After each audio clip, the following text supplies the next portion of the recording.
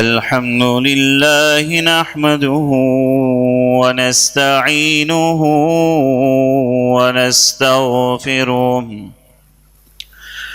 ونستغفره ونؤمن به ونتوكل عليه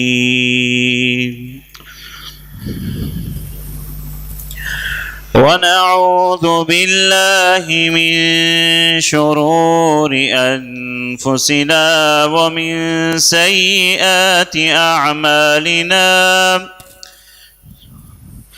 من يهده الله فلا مضل له ومن يضلله فلا هادي له ونشهد أن لا إله إلا الله وحده لا شريك له ونشهد أن سيدنا ومولانا محمدا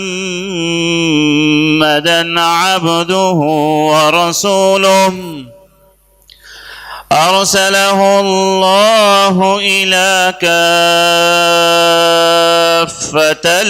للناس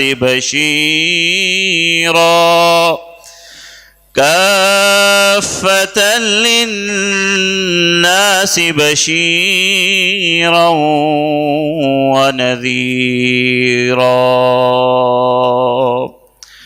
وداعيا إلى الله بإذنه وسراجا منيرا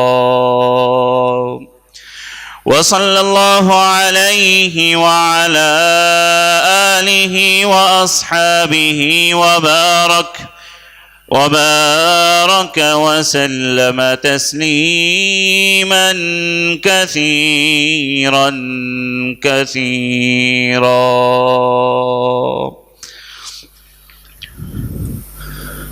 أما بعد فقد قال النبي صلى الله عليه وسلم الحسن والحسين سيدا شباب أهل الجنة أو كما قال عليه الصلاة والسلام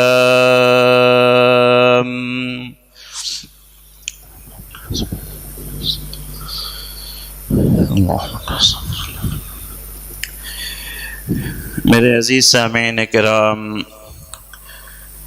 सबसे पहले दुआ फरमाइए अल्लाह तबारक व तआला मुझे ऐसे कलिमात कहने की तौफीक अता फरमाए जो हम सब के लिए बाइस निजात और हिदायत का ज़रिया बन जाएं।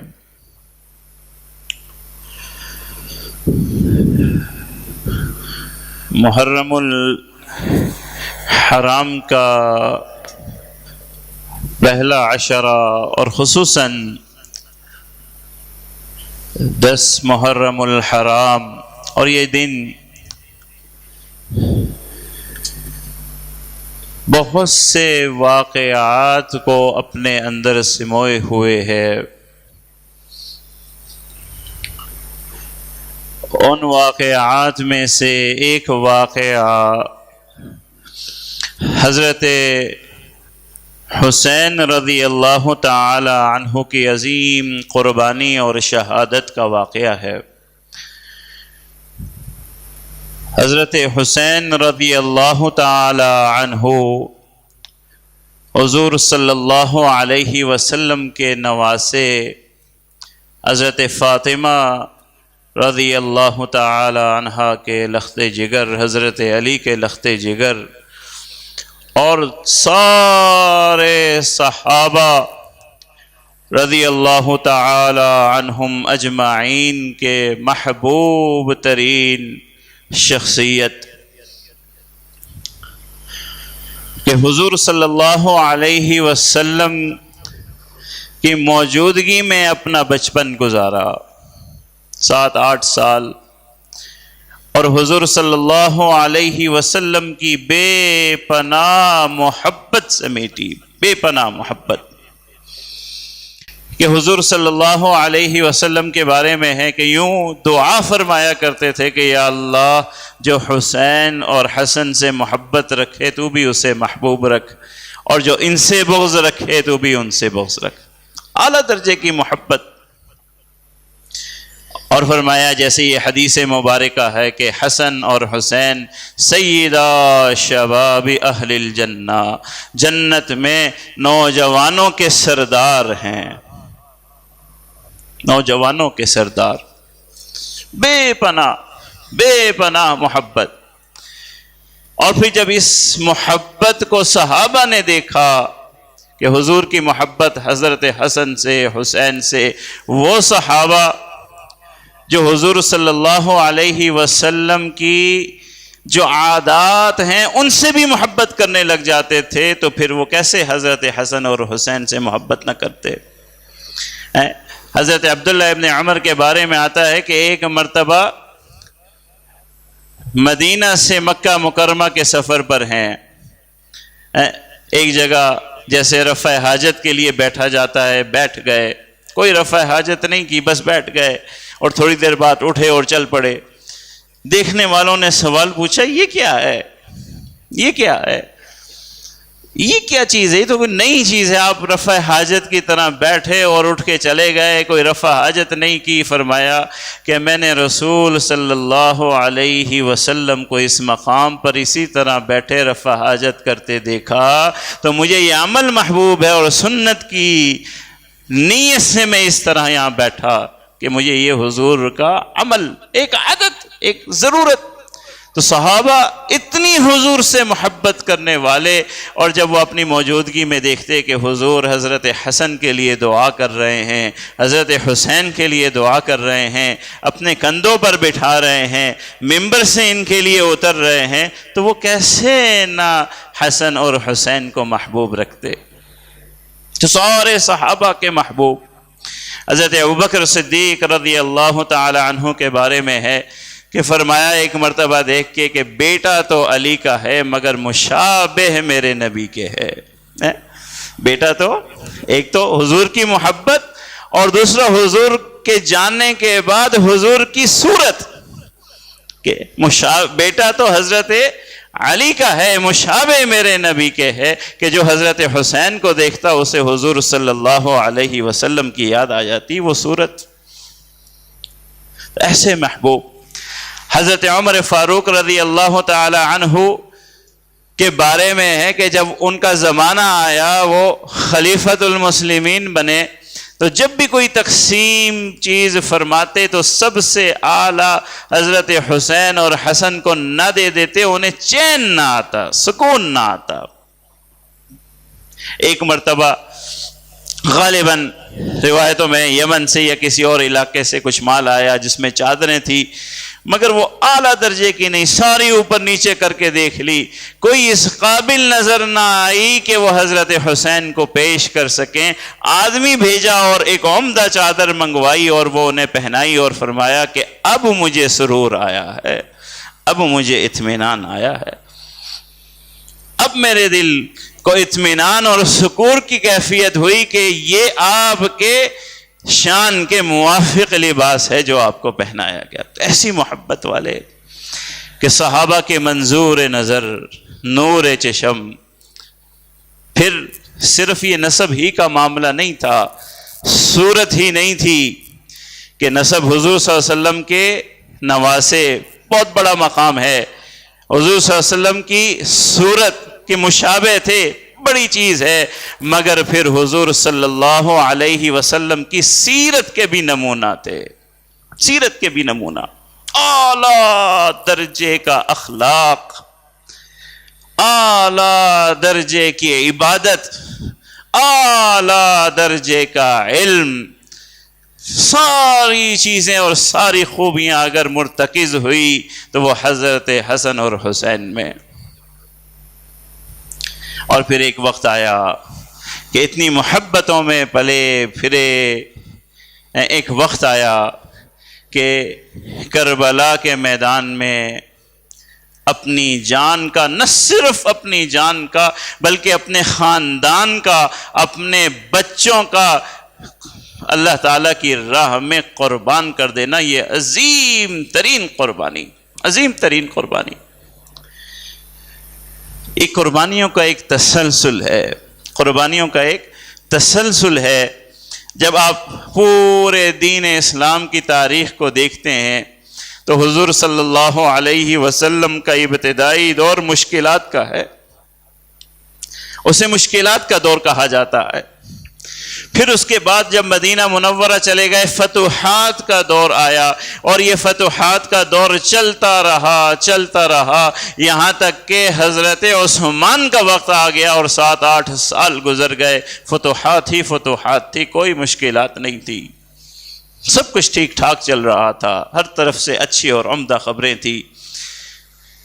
35 ہجری 34 ہجری کے وقت فتنوں کا ایسا دروازہ کھلا، اللہ معاف کرے، فساد کا ایسا دروازہ کھلا کہ صحابہ کی قربانی در قربانی قربانی قربانی چلتی رہی۔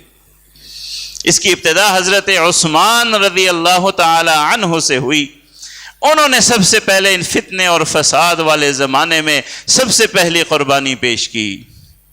پھر اس کے بعد جمل ہوئی، صفین ہوئی، حضرت طلحہ چلے گئے، حضرت زبیر چلے گئے، ایک طرف سے 25,000 مومنین، دوسری طرف سے 45,000 مومنین چلے گئے، کئی صحابہ، کئی مہاجر، کئی انصار۔ پھر حضرت علی چوتھے سال ہی چلے گئے، شہید ہو گئے۔ ایک سلسلہ ہے قربانیوں کا، اللہ کے دین پر قربان ہو جانے کا ایک طویل سلسلہ ہے۔ پھر حضرت حسن کی بھی زہر سے شہادت ہوئی، پھر یہاں حضرت حسین رضی اللہ تعالی عنہ کی یہ عظیم قربانی جو اللہ کے دین کے لیے دی گئی، اللہ کے پورا سلسلہ ہے فتنوں کا، فسادات کا، اور یہ ایسا سلسلہ شروع ہوا کہ پھر یہ دروازہ بند نہ ہوا، امت میں کوئی نہ کوئی فتنہ سر اٹھائے کھڑا رہا، اور آج بھی فتن کا دور ہے، آج بھی فتن کا دور ہے۔ مگر میرے عزیز، یہ سن 34 سے لے کے سن 61 تک کی ہجری اور اس کے بعد کے چند سال، اور اس میں صحابہ کی قربانیاں، اس میں ایسا درس ہے اس امت کے لیے کہ اس امت نے فتنوں میں کیسے کھڑا رہنا ہے، کیسے جینا ہے اور کیسے آگے بڑھنا ہے۔ اگر امت مسلمہ ان قربانیوں سے سبق حاصل کرے، ان فتنوں کے دور میں، ان فتنوں میں کھڑے ہوئے صحابہ، حضرت حسین، حضرت عثمان جس ثابت قدمی سے کھڑے رہے، کن نظریات سے کھڑے رہے، کن احتیاط سے کھڑے رہے، اگر یہ تعلیم اور درس حاصل کر لے تو امت بڑے سے بڑے فتنے کا مقابلہ کر سکتی ہے۔ یہ وہ درس ہے، یہ وہ زمانہ ہے جس میں اس امت کے لیے بہت بڑا اللہ تبارک و تعالیٰ نے ان بزرگوں کی قربانیوں کے نتیجے میں وہ درس دیا ہے کہ برے سے برے حالات کا مقابلہ یہ امت کر سکتی ہے۔ جو قربانی حضرت حسین، حضرت عثمان رضی اللہ تعالی عنہ کے زمانے سے شروع ہوئی، آج جب یہ واقعات پڑھتے ہیں ہمارے وہ بچے جو خلافت کو نہیں جانتے، جو نظام کو نہیں جانتے، جو حالات کو نہیں جانتے، ان کے ذہنوں میں سوال پیدا ہوتا ہے، کبھی کوئی کر دیتا ہے، کوئی ذہن میں رکھ جاتا ہے کہ انہیں ایسا لگتا ہے کہ شاید کہ یہ کوئی حکومت کا جھگڑا تھا، یہ حکومت کی لڑائی تھی، یہ پاور کا جھگڑا تھا، یہ نظام حکومت اپنے ہاتھ میں لینے کا جھگڑا تھا۔ میرے عزیز، یہ ان ذہنوں کا سوال ہے جو خلافت کو جانتے ہی نہیں، جو نظام خلافت کو نہیں جانتے، جو یہ صحابہ تھے، جو حضرت عمر تھے، جو حضرت عثمان تھے، جو حضرت علی تھے، یہ جو خلفاء تھے، حضرت معاویہ تھے، یہ حاکم نہیں تھے، حکمرانی نہیں تھی ان کے ہاتھ میں، یہ ذمہ داریوں کا بوجھ تھا، یہ ذمہ داریاں تھیں، یہ ان کے گلوں میں پڑے ہوئے طوق تھے جو صحابہ بھاگا کرتے تھے ان ذمہ داریوں کے بوجھ سے۔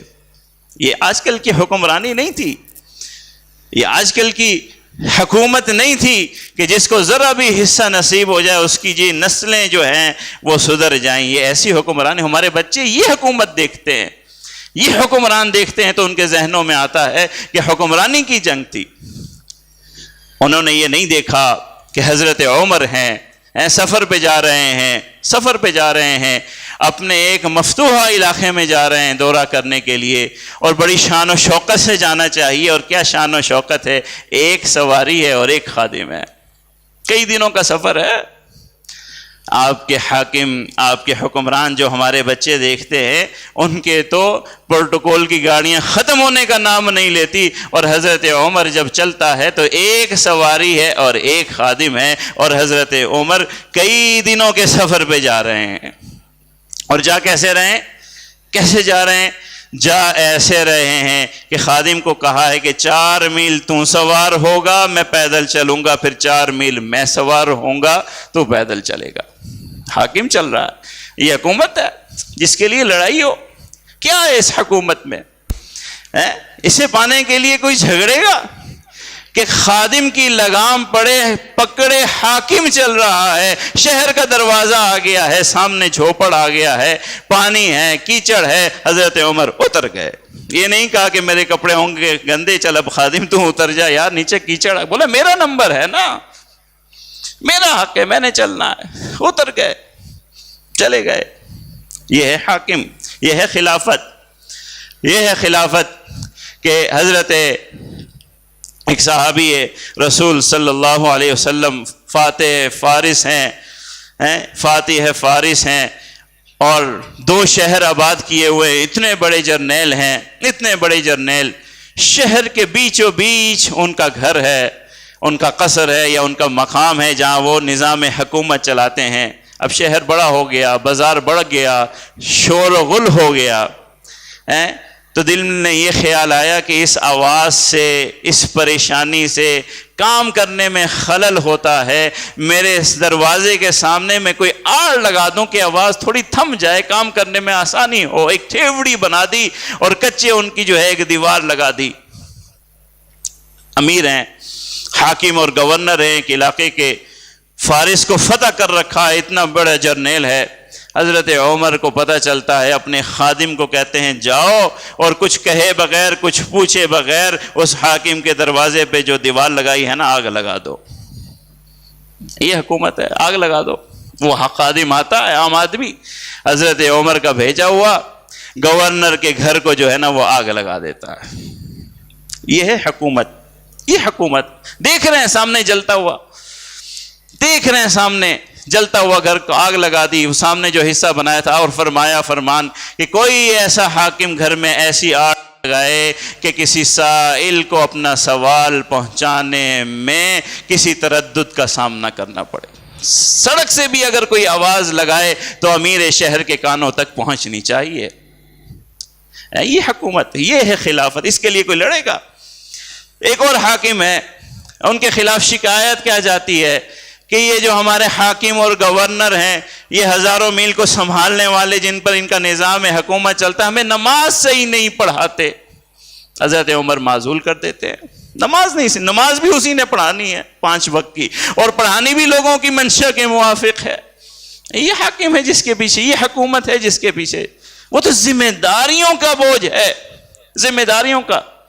ایک اور خلافت کے زمانے میں امیر شہر ہیں، شہر کے لوگ آتے ہیں، حضرت عمر رضی اللہ تعالیٰ عنہ پوچھتے ہیں تم اپنے شہر کے مسکینوں کا نام مجھے لکھ کے دو، میرے پاس خزانے میں مال آیا ہے، تمہارے علاقے کے مسکینوں کے لیے میں کچھ راشن لگا دوں ماہانہ۔ جب وہ فہرست پیش کی جاتی ہے، سر فہرست گورنر کا نام ہوتا ہے، سر فہرست گورنر کا نام، کہ ہمارے شہر کا مسکین ترین آدمی یہ گورنر ہے جس کے گھر میں کبھی کھانا پکتا ہے کبھی نہیں پکتا۔ یہ حکومت ہے جس کے پیچھے جانے دیں گے؟ یہ تو ذمہ داریوں کا بوجھ ہے، یہ تو توق ہے۔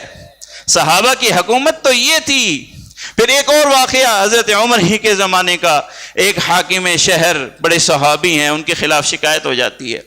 شکایت کیا شکایت ہوتی ہے؟ میرا موضوع دوسری طرف چلا گیا ہے۔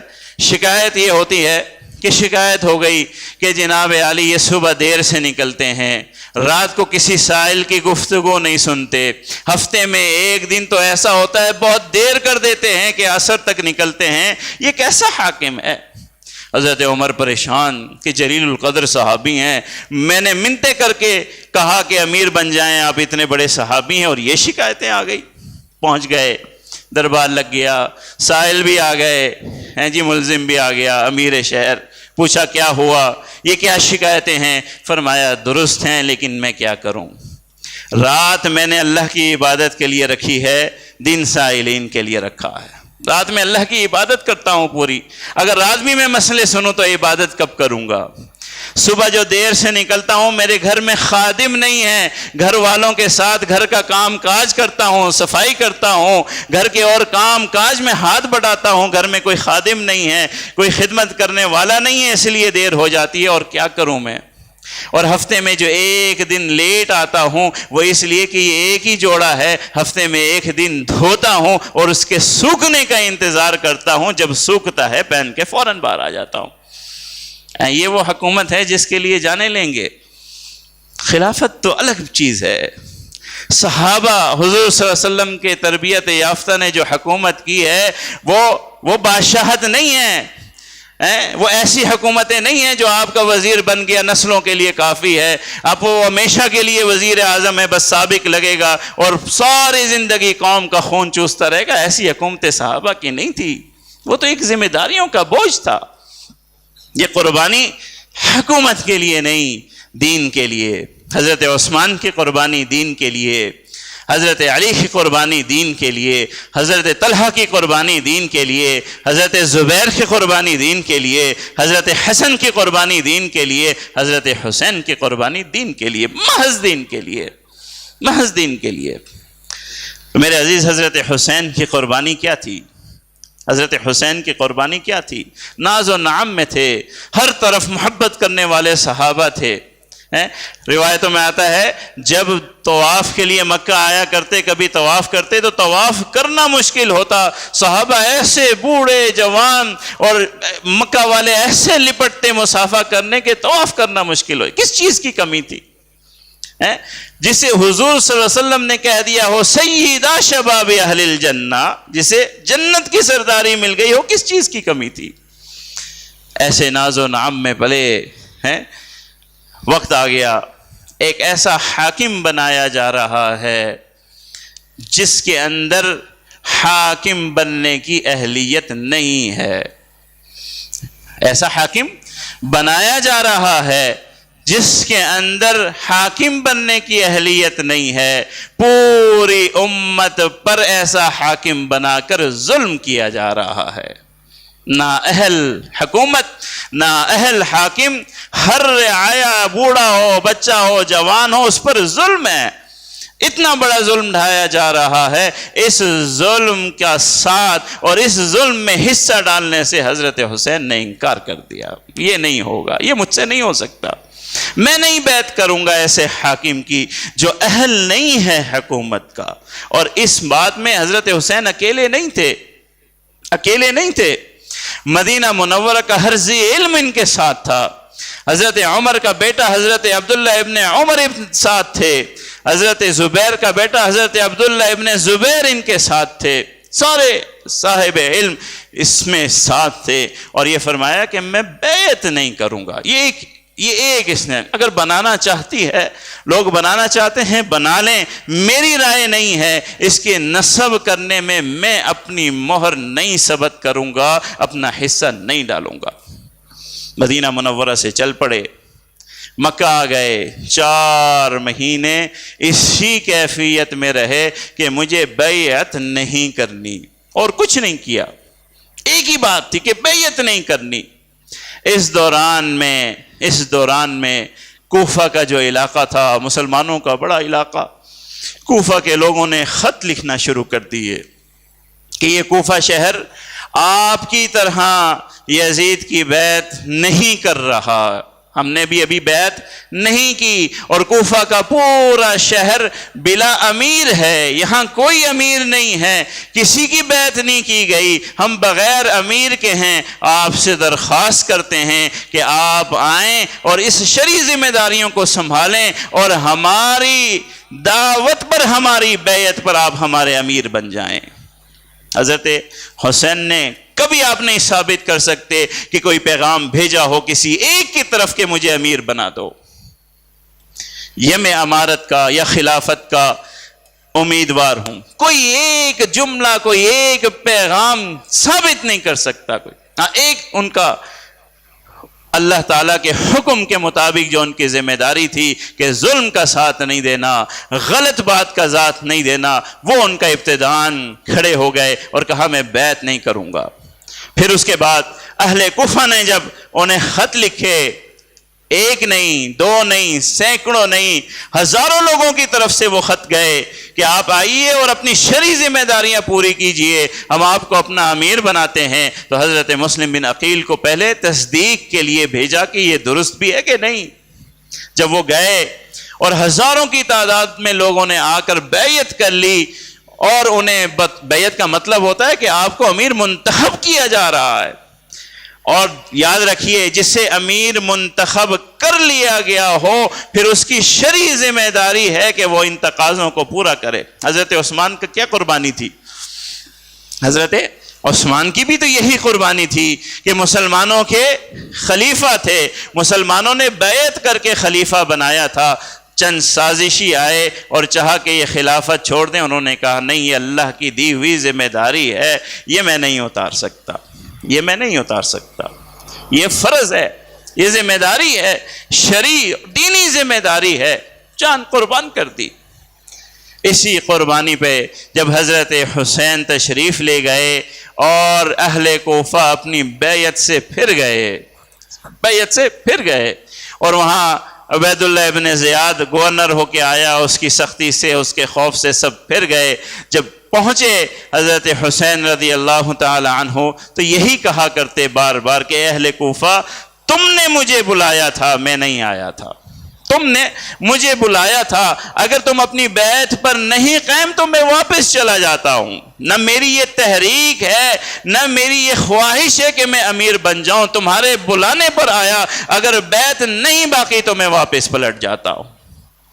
لیکن اب عبید اللہ ابن زیاد نے اصرار کیا کہ آپ کو اب بیعت کرنی پڑے گی یزید کے، کہا یہ بیعت نہیں ہو سکتی، یہ ظلم کا حصہ حسین نہیں بن سکتا، یہ غلط کام میں کردار حسین کا نہیں ہو سکتا۔ اور صرف ایک اس بات پر حضرت حسین کو معلوم تھا، چاروں طرف سے گھرے ہوئے ہیں، آخر رات کے خطبوں میں اشارے دے رہے تھے کہ قربانی ہے، جان بچنے کی کوئی امید نہیں ہے، لوگوں سے کہہ رہے تھے چلے جاؤ، صورتحال واضح تھی بالکل نگاہوں کے سامنے، مگر اپنی قربانی دینے کو تیار تھے، بیعت کرنے کو تیار نہیں تھے۔ کیا درس دے کے جا رہے ہیں؟ کیا درس دے کے جا رہے ہیں؟ کہ اللہ کے دین کے لیے، انصاف کے لیے، مسلمانوں کی فلاح و بہبود کے لیے، اللہ کے احکامات کے لیے مسلمان وہ ہے جو اپنے جان کی، مال کی جو قربانی اللہ اسے طلب کرے وہ دے ڈالے، اور کبھی اپنے نظریے سے، انصاف سے اور اللہ کے دین اور اللہ کے حکم سے ایک قدم پیچھے نہ ہٹے۔ پہلا درس یہ ہے حضرت عثمان رضی اللہ تعالی عنہ کی بھی شہادت کا اور حضرت حسین رضی اللہ تعالی عنہ کی بھی شہادت کا۔ مگر آج ہم حضرت حسین کے نام لیوا تو ہیں، مگر ذرا اپنی نگاہوں کو تو دیکھیے، اپنے اعمال کو دیکھیے۔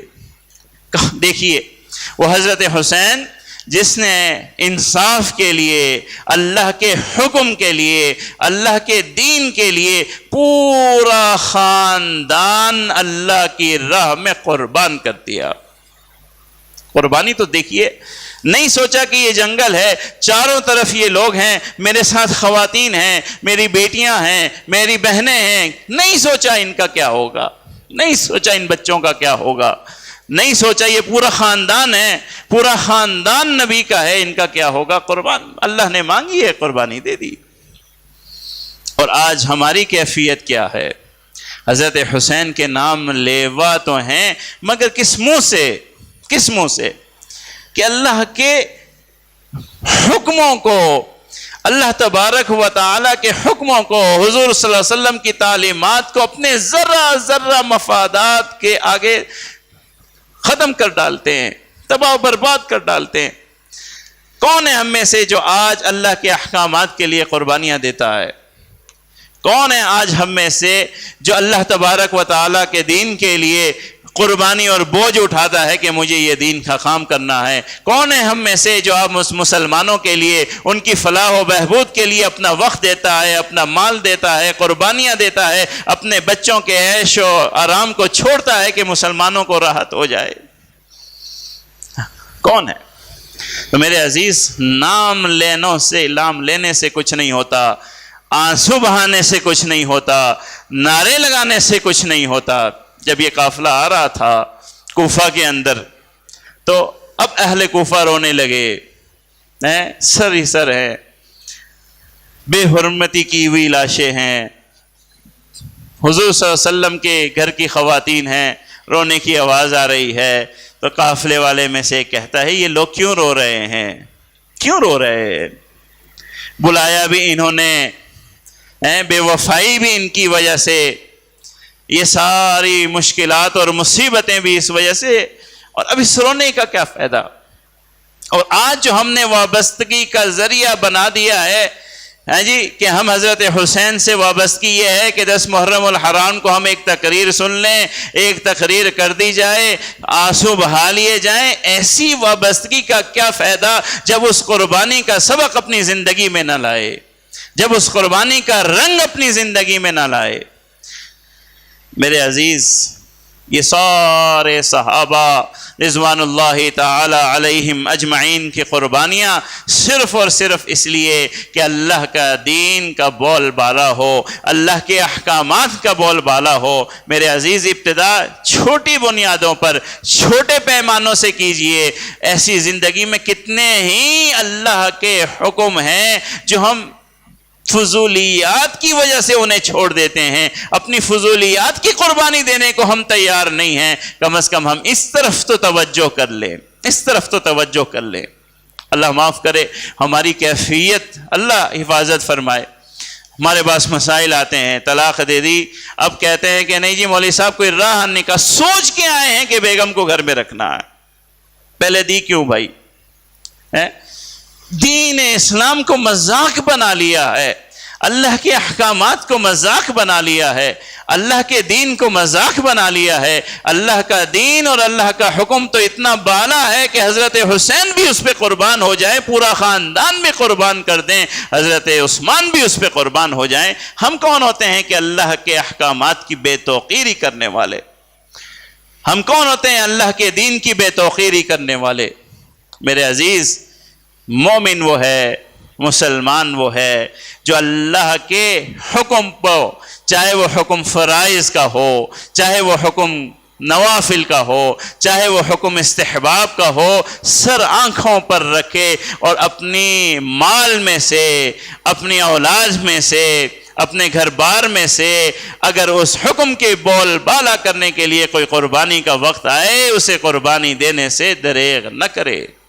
تو تب ہم اس قابل ہیں کہ ہم کہہ سکیں کہ ہم حضرت حسین کے نام لیوا ہے، ہم اس قابل ہیں کہ ہم کہہ سکیں کہ ہم حضرت عثمان کے نام لیوا ہیں۔ اللہ تبارک و تعالی ہمارے بزرگوں کی ان قربانیوں کی بدولت دین اسلام کے اور اللہ کے احکامات کی قدر ہماری نظروں میں پیدا فرمائے، ہمیں اس قابل بنائے، ہمارے خیالات کو، ہمارے دل کو اس قابل بنائے کہ اللہ تعالیٰ کے احکامات کے لیے، اللہ تعالیٰ کے دین کے لیے قربانی کے اور قربان ہو جانے کا جذبہ ہمارے دل میں پیدا ہو۔ وآخر دعوانا ان الحمد للہ رب العالمین۔